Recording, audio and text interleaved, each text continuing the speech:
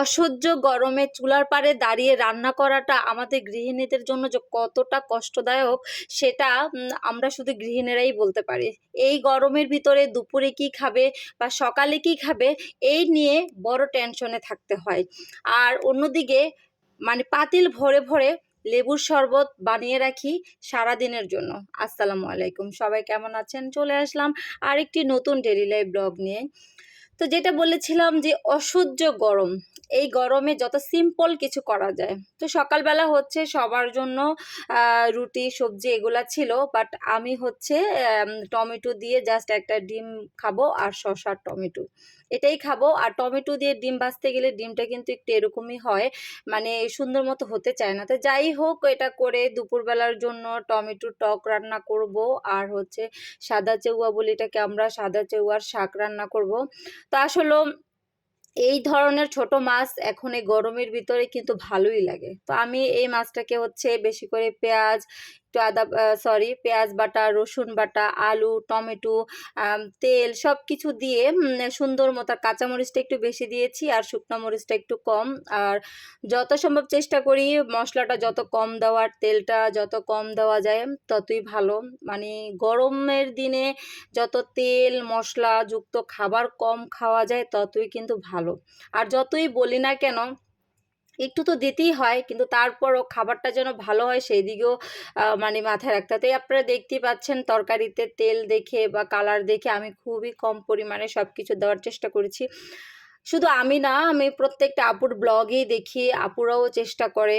আসলে আমরা যারা গৃহিণী আছি সারাদিন পরে কিন্তু আমাদের হাজবেন্ডরা বাইরে থেকে কাজ করে আসে, এসে তারা যে খাবারটা তৃপ্তি সহকারে যেন খেতে পারে সেটাও কিন্তু মাথায়। আমরা তো ঘরে আছি তারপরও একটা টাইম রান্না করি, আর ওনারাই কিন্তু অল টাইমই বাইরে। যারা এসিতে থাকে তাদের বিষয়টা আলাদা, যারা এসি ছাড়া থাকে তাদের যে কত কষ্ট হয়। তো যাই হোক, এইদিকে হচ্ছে আমি একটু টমেটো টক রান্না করব। এই টকটা হচ্ছে আমার গ্রামে যাওয়ার পরে আমার ভাগ্নির বাসা দাওয়াত দিয়েছিল, সেই বাসায় ওরা করেছিল, এত মজা হয়েছে। তো ওইটা হচ্ছে আপনাদের ভাইয়া খুব পছন্দ মতো খেয়েছিল, তো পছন্দ করে খেয়েছিল।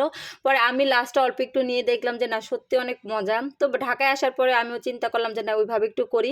তো ওইভাবে রান্না করলাম, মাশাআল্লাহ খুবই মজা হয়েছে। তো আমার দুই ছেলেই মানে অনেক পছন্দ করে খেয়েছি, কারণ আপনারা তো বুঝতেই পেরেছেন ছোট মাছ রান্না করেছি, ছোট মাছ তো আর তারা পছন্দ করবে না। তো যাই হোক, এটার সাথে একটু চালাকি করে টকের সাথে কয়েকটা চিংড়ি মাছও দিয়ে দিয়েছিলাম, তো ওরা খুব মজা করেই খেয়েছে।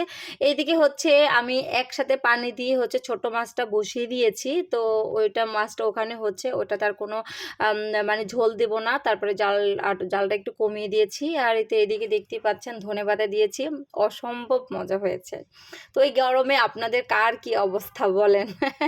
আর যতই গরম হোক একটা জিনিস কি, ফ্রিজের ঠান্ডা পানিটা আমরা কিন্তু সবাই খাই, বাট অনেকে হচ্ছে একদম আইস এই টাইপের জিনিসগুলো বেশি খান। প্লিজ খাবেন না, কারণ আমরা বড়রাই যদি এরকম করি তাহলে ছোটদের কি অবস্থা হবে। আমার মনে আছে আমি গত বছরের আগের বছর এরকম গরম হয়েছিল, আমার দুই ছেলের গলার অবস্থা যা হয়েছে, মানে দুইজনকে নিয়ে ডাক্তারের কাছে দৌড়াতে দৌড়াতে শেষ। তারপরে গত বছর তো আমি ফ্রিজে কোনো ঠান্ডা পানি রাখিনি, তো এই বছর রাখি, তারপরেও বাচ্চারা লুকিয়ে লুকিয়ে খায়, কিছু করার নাই। দেখি অনেক সময় না দেখার ভান করে থাকি, এতটা গরম।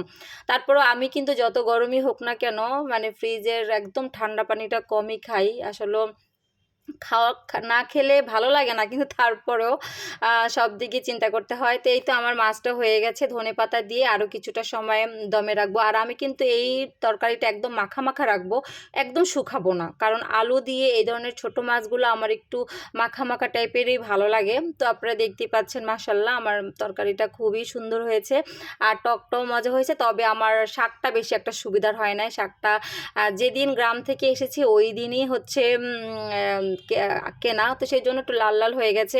আর এই হলো আমার বাসার অবস্থা। আমি প্রত্যেক দিন সকালবেলা হচ্ছে এক পাতিল শরবত করি, বেশি করে লেবু আখের গুড় দিয়ে। কারণ হচ্ছে আখের গুড় আর লেবু এই জিনিসটা যদি বেশি বেশি খাওয়া হয় জন্ডিসের জন্য কিন্তু ভালো।